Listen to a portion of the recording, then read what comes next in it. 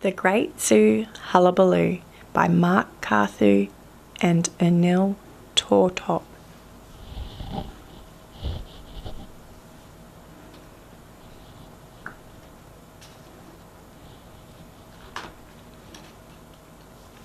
When Jess and Jack opened the gates to the zoo, it was strangely deserted.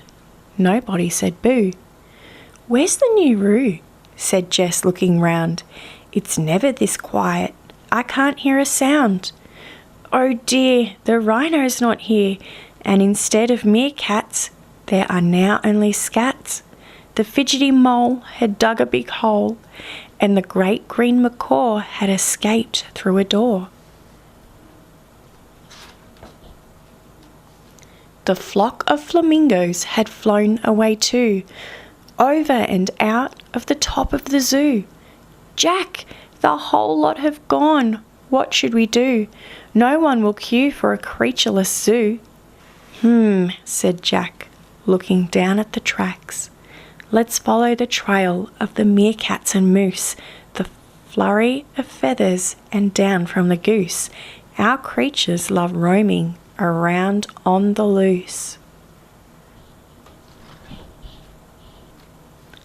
"I'll go this way and you go that, and keep an eye out for that rascally rat.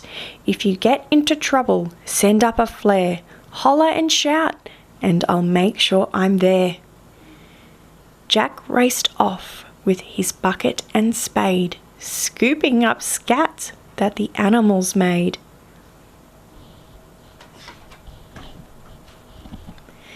"It's getting quite dark," thought Jess with a frown.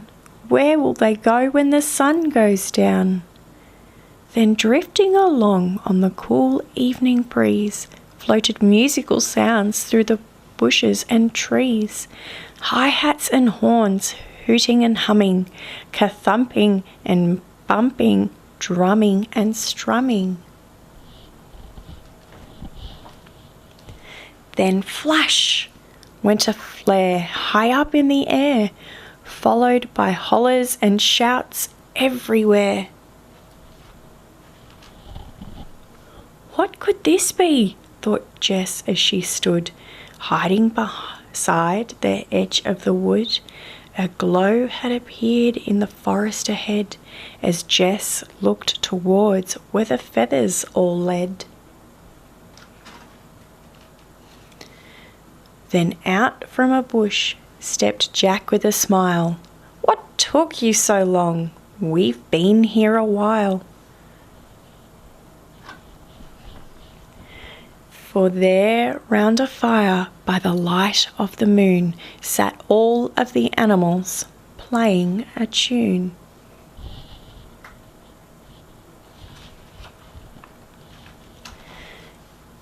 The meerkats were there, a fine, perfect pair, hopping and bopping along with the hare.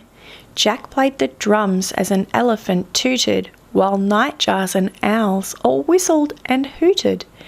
The red kangaroo blew the didgeridoo as everyone joined in the hullabaloo.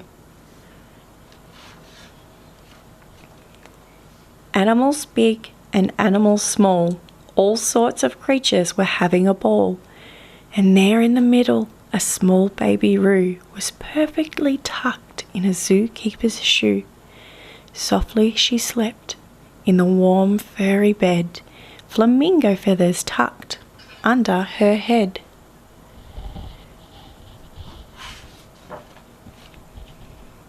And right alongside was a huge carrot cake with one giant candle held up by a snake.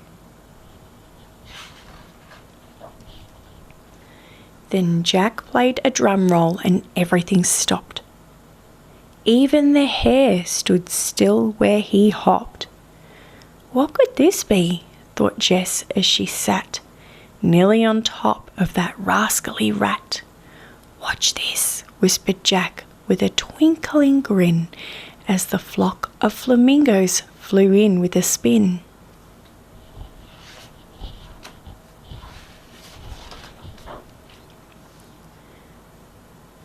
Out of the cake like a jack-in-the-box jumped Gertie the goose in stripy red socks.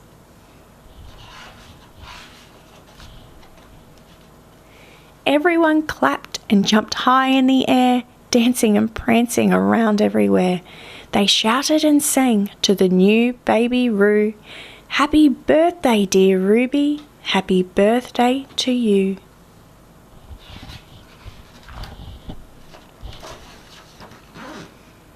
And then by the light of the silvery moon, they wandered back home, still playing their tune.